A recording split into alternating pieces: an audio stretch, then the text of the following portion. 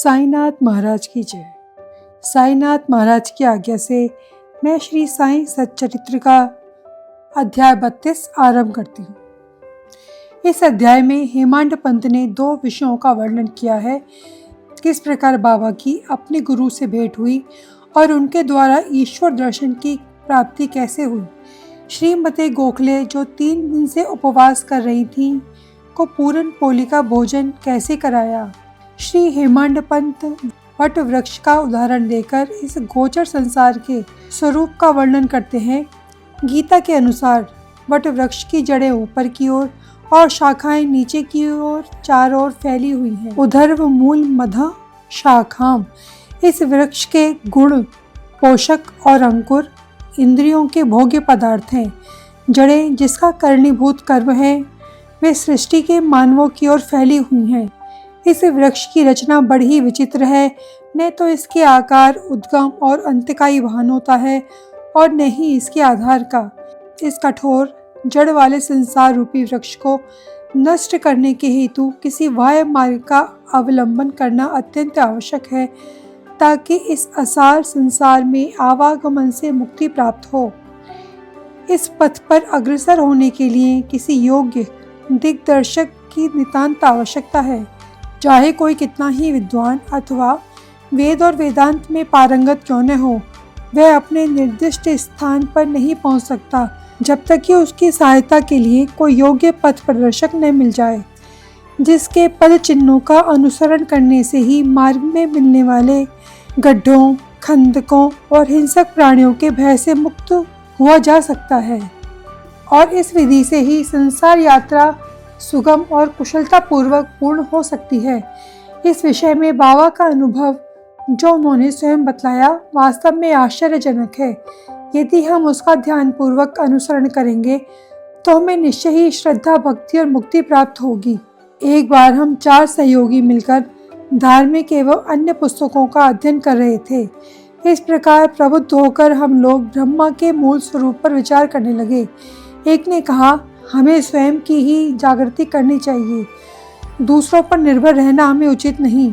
इस पर दूसरे ने कहा कि जिसने मनोनिग्रह कर लिया है वह धन्य है। हमें अपने संकीर्ण विचारों व भावनाओं से मुक्त होना चाहिए क्योंकि इस संसार में हमारे अतिरिक्त और कुछ भी नहीं।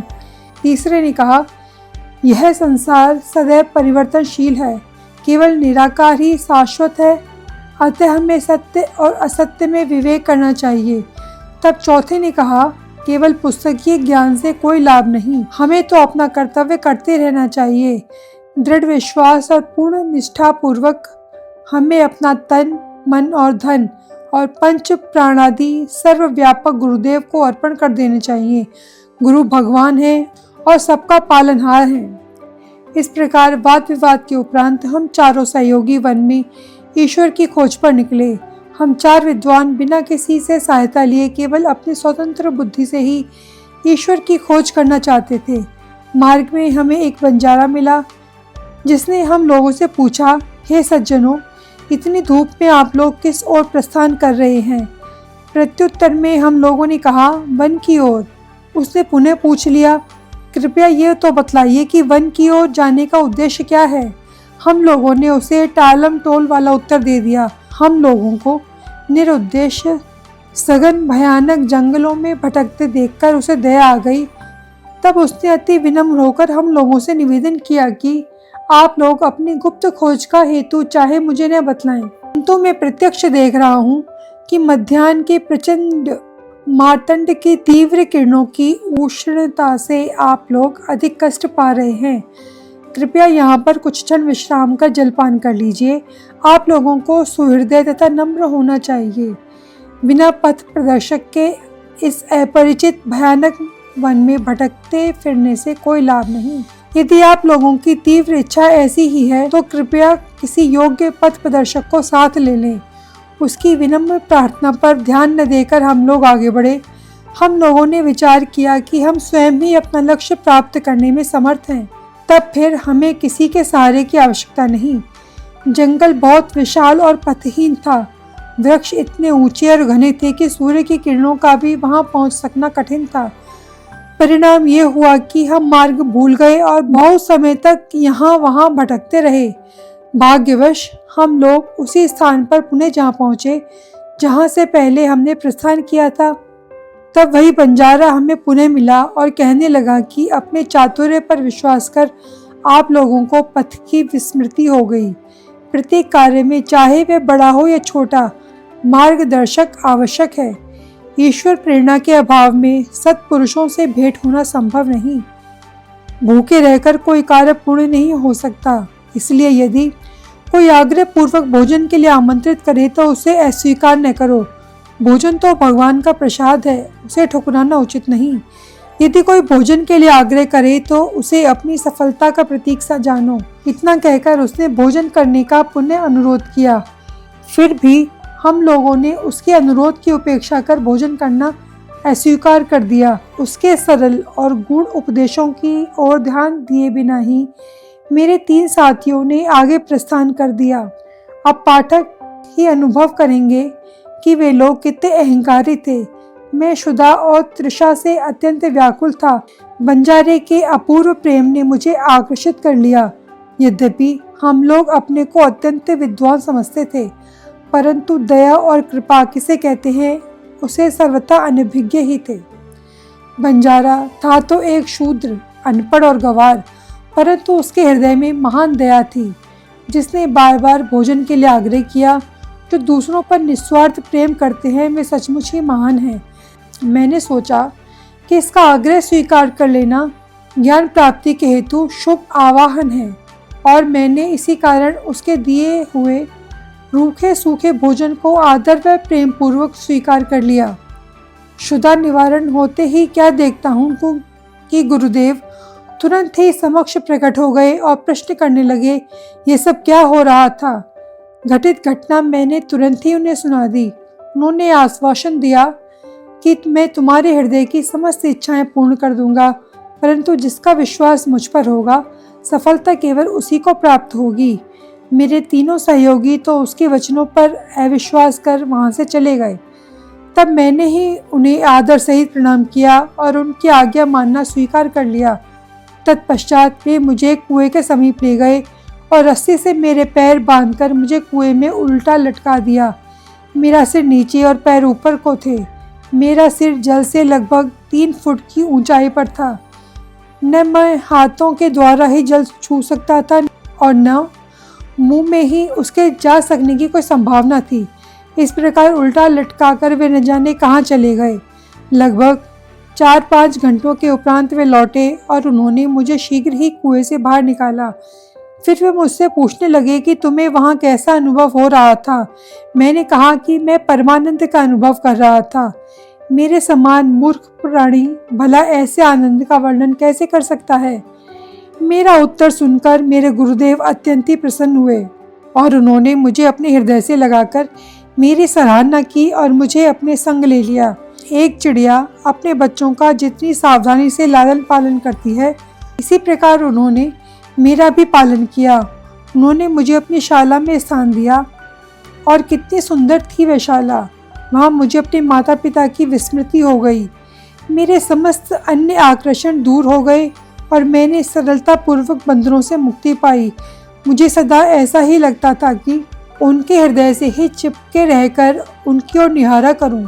यदि उनकी भव्य मूर्ति मेरी दृष्टि में न समाती तो मैं अपने को नेत्रहीन होना ही अधिक श्रेयकर समझता। ऐसी प्रिय थी वह शाला। वहाँ पहुंचकर कोई भी खाली हाथ नहीं लौटा। मेरी समस्त निधि, घर संपत्ति, माता पिता या क्या कहूँ, वही मेरे सर्वस्व थे। मेरी इंद्रियां अपने कर्मों को छोड़कर मेरे नेत्रों में केंद्रित हो गईं और मेरे नेत्र उन पर। मेरे लिए तो गुरु ऐसे हो चुके थे कि दिन रात मैं उनके ध्यान में ही निमग्न रहता था। मुझे किसी बात की भी सुध न थी। इस प्रकार ध्यान और चिंतन करते हुए मेरा मन और बुद्धि स्थिर हो गए। मैं स्तब्ध हो गया और उन्हें मानसिक प्रणाम करने लगा। अन्य और भी आध्यात्मिक केंद्र हैं जहाँ पर एक भिन्न ही दृश्य देखने में आता है।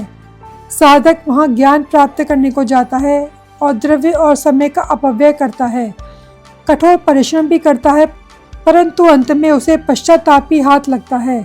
वहाँ गुरु अपने गुप्त ज्ञान भंडार का अभिमान प्रदर्शित करते हैं और अपने को निष्कलंक बतलाते हैं। वे अपनी पवित्रता और शुद्धता का अभिनय तो करते हैं, परंतु उनके अंतःकरण में दया लेश मात्र भी नहीं होती। वे उपदेश अधिक देते हैं और अपनी कीर्ति का स्वयं ही गुणगान करते हैं, परंतु उनके शब्द हृदय वेदी नहीं होते, इसलिए साधकों को संतोष प्राप्त नहीं होता।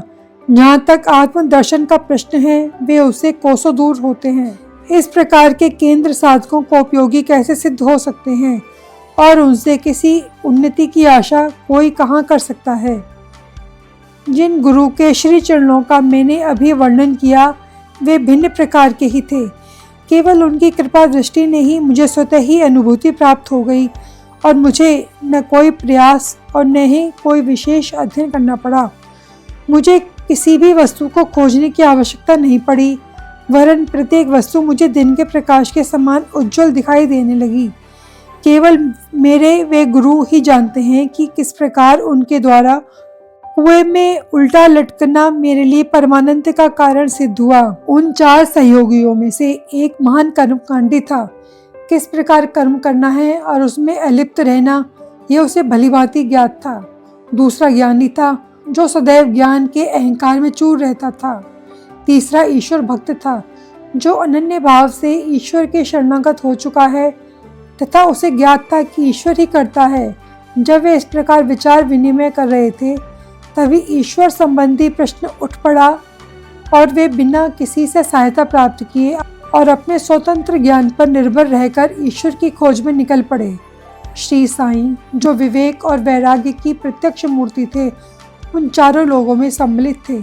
यहाँ कोई शंका कर सकता है कि जब साईं स्वयं ही ब्रह्म के अवतार थे, तब वे उन लोगों के साथ क्यों सम्मिलित हुए? क्यों उन्होंने ऐसा आचरण किया? स्वयं अवतार होते हुए भी और ये दृढ़ धारणा कर कि अन्य ही ब्रह्म है, उन्होंने क्षुद्र बंजारे के भोजन को सहर्ष से स्वीकार कर लिया तथा बंजारे के भोजन के आग्रह की उपेक्षा करने और बिना गुरु के ज्ञान प्राप्त करने वालों की क्या दशा होती है, इसका उनके समक्ष एक उदाहरण प्रस्तुत किया। श्रुति का कथन है कि हमें माता पिता गुरु का आदर पूर्वक पूजन कर धार्मिक ग्रंथों का अध्ययन करना चाहिए। ये चित्त शुद्धि के मार्ग हैं। जब तक चित्त की शुद्धि नहीं होती, तब तक आत्मानुभूति की आशा व्यर्थ है। आत्मा इंद्रियों, मन और बुद्धि के परे हैं। इस विषय में ज्ञान और तर्क हमारी कोई सहायता नहीं कर सकते। केवल गुरु की कृपा से ही सब कुछ संभव है। धर्म, अर्थ और काम की प्राप्ति अपने प्रयत्न से ही हो सकती है, परंतु मोक्ष की प्राप्ति तो केवल गुरु कृपा से ही संभव है। श्री साईं के दरबार में तरह तरह के लोगों का दर्शन होता था। देखो, जोशी लोग आ रहे हैं और भविष्य का बखान कर रहे हैं। दूसरी ओर राजकुमार, श्रीमान, संपन्न और निर्धन, सन्यासी, योगी और गवैये दर्शनार्थ चले आ रहे हैं।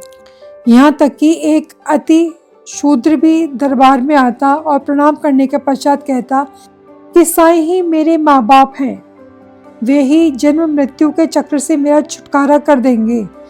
और भी अनेकों तमाशा करने वाले, कीर्तन करने वाले, अंधे, पंगु, नाथपंथी, नर्तक व अन्य मनोरंजन करने वाले दरबार में आते थे और वहाँ उनका उचित मान किया जाता था। इस प्रकार उपयुक्त समय पर वह बंजारा भी प्रकट हुआ। जो अभिनय उसे सौंपा गया था, उसने पूर्ण किया। हमारे विचार से कुएं में 4-5 घंटे उल्टे लटके रहना, इसे कोई सामान्य घटना नहीं समझना चाहिए, क्योंकि ऐसा कोई बिरला ही होगा जो इस प्रकार इतने अधिक समय तक रस्सी से लटकाए जाने पर कष्ट का अनुभव न कर परमानंद का अनुभव करे। इसके विपरीत उसे पीड़ा होने की ही संभावना अधिक है। ऐसा प्रतीत होता है कि समाधि अवस्था का ही यह चित्रण किया गया है। आनंद 2 प्रकार के होते हैं, प्रथम इंद्रिक और द्वितीय आध्यात्मिक।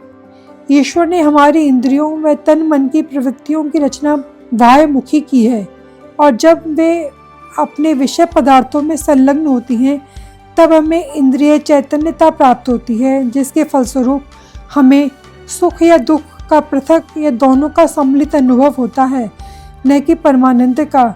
जब इंद्रियां और मन को उनके विषय पदार्थों से हटाकर अंतर्मुख कर आत्मा पर केंद्रित किया जाता है, तब हमें आध्यात्मिक बोध होता है और उस समय के आनंद का मुख से वर्णन नहीं किया जा सकता। मैं परमानंद में था तथा उस समय का वर्णन मैं कैसे कर सकता हूँ। इन शब्दों से ध्वनित होता है कि गुरु ने उन्हें समाधि अवस्था में रखकर चंचल इंद्रियां और मन रूपी जल से दूर रखा। बाबा ने स्वयं कभी उपवास नहीं किया, न ही उन्होंने दूसरों को करने दिया। उपवास करने वालों का मन कभी शांति नहीं रहता, तब उन्हें परमार्थ की प्राप्ति कैसे संभव है। प्रथम आत्मा की तृप्ति होना आवश्यक है। भूखे रहकर ईश्वर की प्राप्ति नहीं हो सकती। यदि शरीर में कुछ अन्न की ऊर्जा न होगी तो हम कौन सी आंख से ईश्वर को देखेंगे और किस जिह्वा से उनकी महानता का वर्णन करेंगे और किन कानों से उनका श्रवण करेंगे।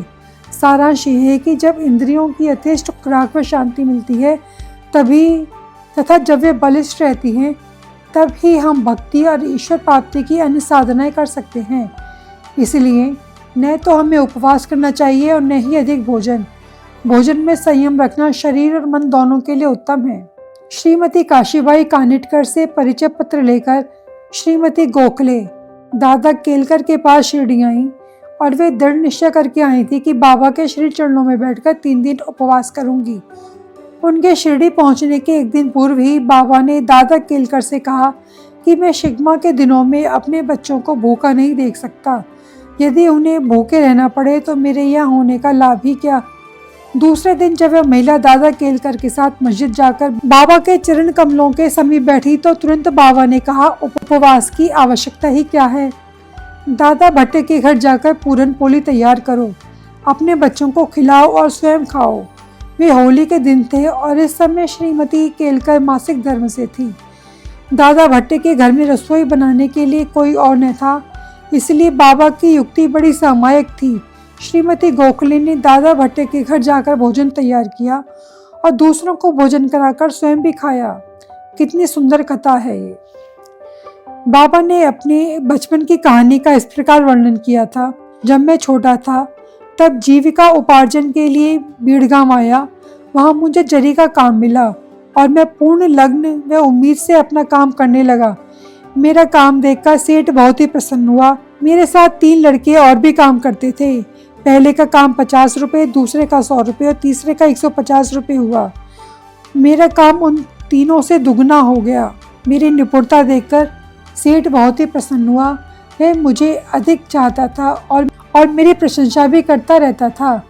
उसने मुझे एक पूरी पोशाक प्रदान की जिसमें सिर के लिए एक पगड़ी और शरीर के लिए एक शेला भी था। मेरे पास वह पोशाक वैसी ही रखी रही। मैंने सोचा कि जो कुछ मनुष्य निर्मित है वह नाशवान और अपूर्ण है, परंतु जो कुछ मेरे सरकार द्वारा प्राप्त होगा वही अंत तक रहेगा। किसी भी मनुष्य के उपहार की उससे समानता संभव नहीं। मेरे सरकार कहते हैं ले जाओ। लोग मेरे पास आकर कहते मुझे दो, मुझे दो, परंतु जो कुछ मैं कहता हूँ उसके अर्थ पर कोई ध्यान देने का प्रयत्न नहीं करता। मेरे सरकार का खजाना भरपूर है और वह बह रहा है। मैं तो कहता हूँ खोद कर गाड़ी में भरकर ले जाओ। जो सच्ची माँ का लाल होगा उसे स्वयं ही भरना होगा। मेरे फकीर की कला, मेरे भगवान की लीला और मेरे सरकार का बर्ताव सर्वथा अद्वितीय है। मेरा क्या, ये शरीर मिट्टी में मिलकर सारे भूमंडल में व्याप्त हो जाएगा और फिर ये अवसर कभी प्राप्त नहीं होगा। मैं चाहे कहीं भी जाता हूँ या कहीं बैठता हूँ, परंतु माया मुझे भी कष्ट पहुँचाती है। इतना होने पर भी मैं अपने भक्तों के कल्याणार्थ सदैव उत्सुक रहता हूँ। जो कुछ भी कोई करता है एक दिन उसका फल उसको अवश्य प्राप्त होगा और जो मेरे इन वचनों को याद रखेगा उसे मौलिक आनंद की प्राप्ति होगी। अध्याय समाप्त। साईनाथ महाराज की जय।